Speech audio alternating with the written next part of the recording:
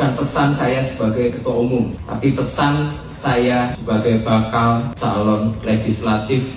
Kang Pisang, outlet lu semua rugi, tutup. Lu lagi mau ngurus negara, ini lagi pemilihnya, kalau masih milih, lu juga sakit jiwa namanya. Apa kalian mau dipimpin sama manusia yang bangkrut seperti itu? Assalamualaikum warahmatullahi wabarakatuh. Kembali lagi di channel Prayoga Muhammad. Lagi-lagi keluarga Pak Jokowi kena tampol ya, kena bacem sama netizen. Kali ini adalah Kaisang Pangarep, yang dimana Kaisang mengatakan bosnya akan nyalek ya di wilayah Dapil Jawa Tengah. Tentu ini membuat netizen langsung merasa gerah juga gitu ya. Sampai-sampai disekak loh Kaisang ya. Itu urusin tuh usaha pisang aja boncos katanya, rugi katanya kok mau nyalek katanya.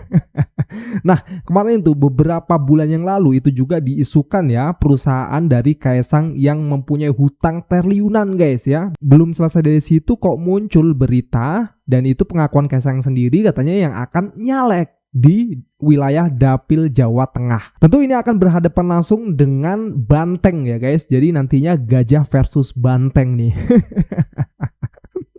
Gile bener semuanya, pokoknya dari keluarga Pak Jokowi akan menjadi penguasa ya. Kalau dipilih ya, ingat kalau dipilih. Nah sebelum kita masuk ke komentar netizen, kita dengar dulu nih. Tapi pesan yang ingin saya sampaikan adalah salah satunya ini antar caleg.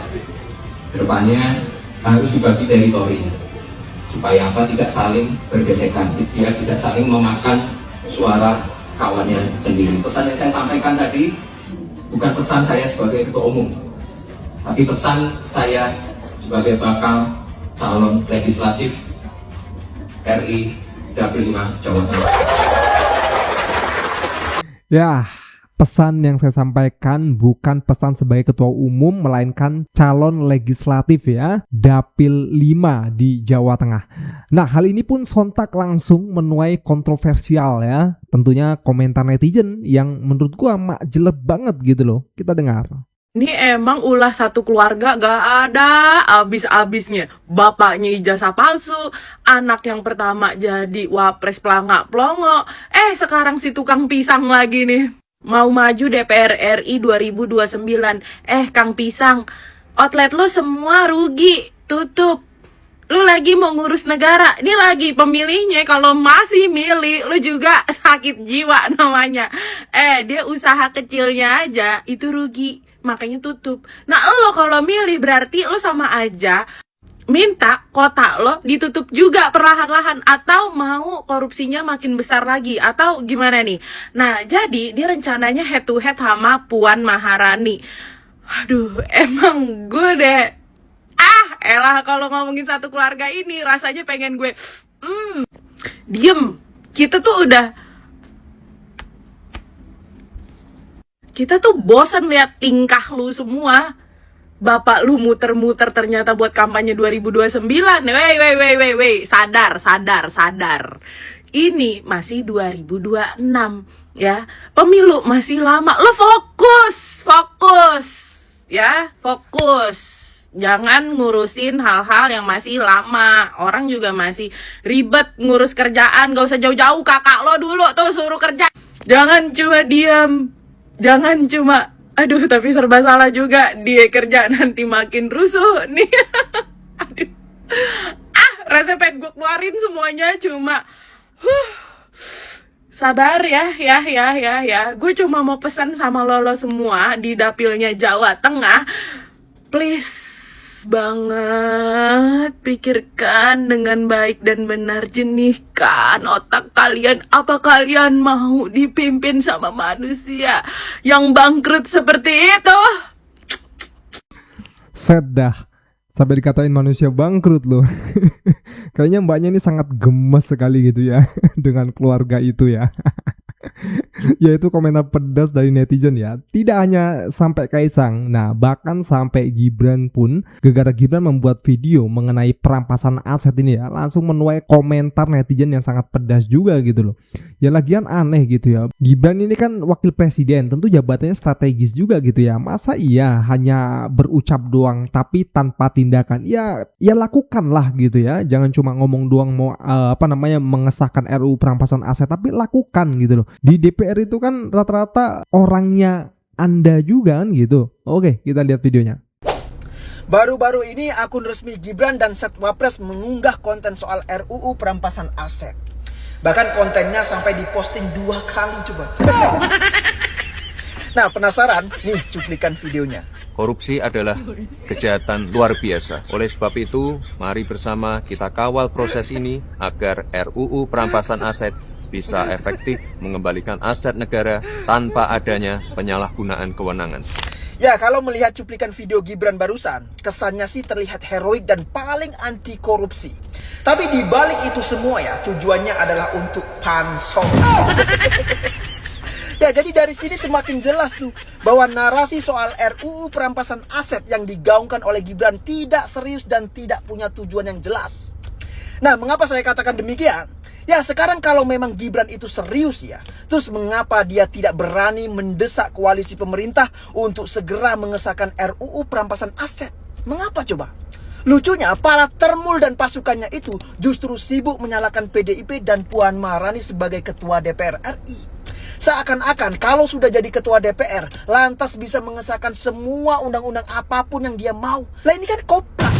Padahal ya, mereka itu sudah paham, sudah tahu bahwa koalisi pemerintah punya modal lebih dari 80% kursi di DPR.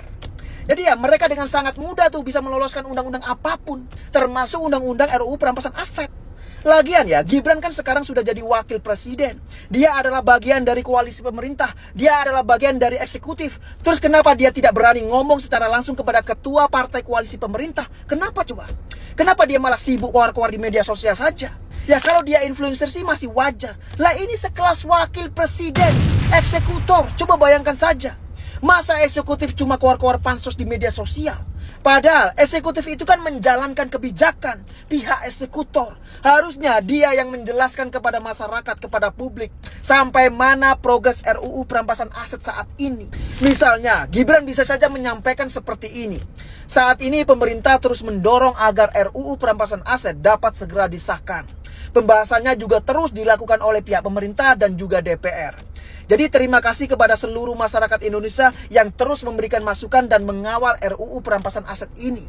Nah, harusnya Gibran bisa menyampaikan seperti itu. Tidak perlu panjang lebar. Jadi bukan malah memposisikan dirinya seakan-akan sebagai netizen atau influencer yang tidak memiliki kekuasaan. Ya, tapi saya sangat sadar kok. Mungkin inilah akibat dari memaksakan diri. Gibran kan belum cukup usia untuk menjadi syarat calon wakil presiden. Tapi karena punya paman Osman yang menduduki sebagai ketua MK, maka digantilah undang-undangnya sesuai dengan kemauannya. Masih ingat video ini nggak? Jika kita sungguh-sungguh ingin memberantas korupsi, maka koruptor harus dimiskinkan. Para koruptor harus tahu bahwa kejahatan korupsi bukan hanya membuat mereka harus tidur di balik jeruji besi, tapi negara juga dapat mengambil kembali semua harta yang mereka curi. Video ini tentang RUU perampasan aset yang diupload bulan Februari 2026 dan sekarang hampir memasuki bulan Agustus 2026. Situ kan pejabat eksekutif yang berperan mengeksekusi. Ini sudah hampir 6 bulan. Masa iya nggak ada report nih Bran ke rakyat? Setidaknya ngasih tahu lah ya perkembangannya. Apalagi koalisi situ kan Kim Plus yang 83% menduduki kursi di DPR. Udah ngobrol belum Bran sama ketum-ketumnya? Terus hasilnya gimana? Kasih tahu nih ke kita-kita nih. Ini negara udah darurat koruptor. Kalau RUU perampasan aset dipercepat, itu juga hasilnya untuk negara dan untuk rakyat. Jangan cuma ngonten Bran, semua orang juga bisa ngonten. Ini masalahnya Anda RI 2, digaji juga pakai pajak rakyat. Jadi mikirin Bran, ayo cepetan kasih tahu kita hasilnya gimana. Jangan konten-konten doang Bran. Lu juga ngonten gua rasa cuma baca doang. Jokowi tegaskan target PSI bukan hanya masuk Senayan, tapi lebih besar. Nah, yang lebih besar dari berhasil masuk Senayan yaitu menguasai Senayan. Nah, dari sini aja udah kelihatan watak rakusnya. Pertanyaannya adalah caranya gimana? Nah, kita masih punya ingatan soal putusan MK 90 yang meloloskan Gibran biar bisa maju jadi cawapres. Sejarah tidak hanya mengingat siapa yang berkuasa, tapi juga bagaimana kekuasaan itu diperoleh. Kerakusan itu selalu punya satu ciri, dia tidak pernah mengenal kata cukup. Dan orang yang rakus akan kekuasaan itu cenderung menggunakan cara-cara licik dan kotor. Ternyata ini guys, alasan orang berbondong-bondong pergi ke tembok ratapan Solo. Nih, lihat videonya nih. Kalau ketemu Pak Jokowi nanti mau ngomong apa? Hidup Jokowi.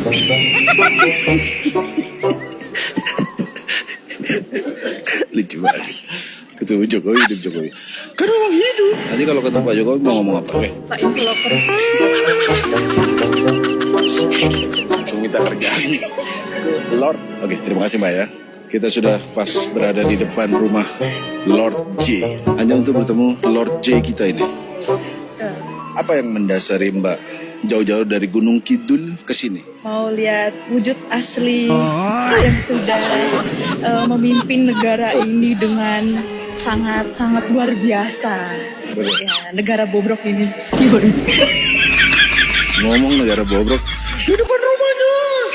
Legendary Mbak. Apa-apa, ini kan kebebasan berpendapat. Berpendapat. Nanti kalau ketemu Lord J kita mau ngomong apa? Saya adalah wujud asli yang memilih Bapak 2 periode. Mantap, jujur tapi mengatakan negara ini bobrok. Tak pikir dulu orang ke tembok ratapan Solo itu memang pengen berjumpa, karena saking sayangnya, saking cintanya, saking mengidolakannya, makanya rela-rela jauh dari tempat tinggalnya menuju tembok ratapan Solo. Ternyata enggak guys, ternyata cuma mau untuk ngonten.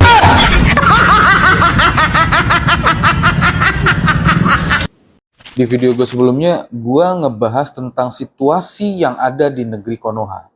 Basically, negeri itu udah hancur. Tapi yang jadi pertanyaan penting adalah, apakah kalian mau ada kerusuhan seperti yang akan terjadi di Konoha? Dan apakah kalian mau negeri ini dipimpin oleh anak haram konstitusi seperti yang akan terjadi di negeri Konoha? Kalau nggak mau, jangan terprovokasi dengan narasi teror dari Termul, bakal ada kerusuhan, bakal ada kudeta, bakal ada pergantian pemimpin, dan lain-lain. Gue nih udah ada di titik yang bakal ngelawan abis-abisan semua skenario Termul untuk naikin putra mahkotanya. Mereka mau perang narasi, gas. Mereka mau perang opini publik, gas, maju semua. Kalian itu biadabnya udah nggak ketulungan. Hampir semua sektor kehidupan bernegara ini ditabrak dan dirubah demi nafsu untuk terus berkuasa. Pemimpin kita saat ini tuh Pak Prabowo. Gue tetap akan kritik dia abis-abisan. Tapi gue juga bakal terus ngejagain dia sampai selesai periode pemerintahan dia. Jadi dari sini gue bisa ambil kesimpulan. Kalau lu mau kritik yang keras bahkan sadis banget ke pemerintahan, ayo kita bareng-bareng. Tapi kalau lu mau jatuhin Prabowo yang dalam tanda kutip ngajak untuk mengkudeta, berarti lu Termul. Karena Termul itu nggak pernah mengabdi sama negara. Mereka cuma mengabdi untuk geng Solo.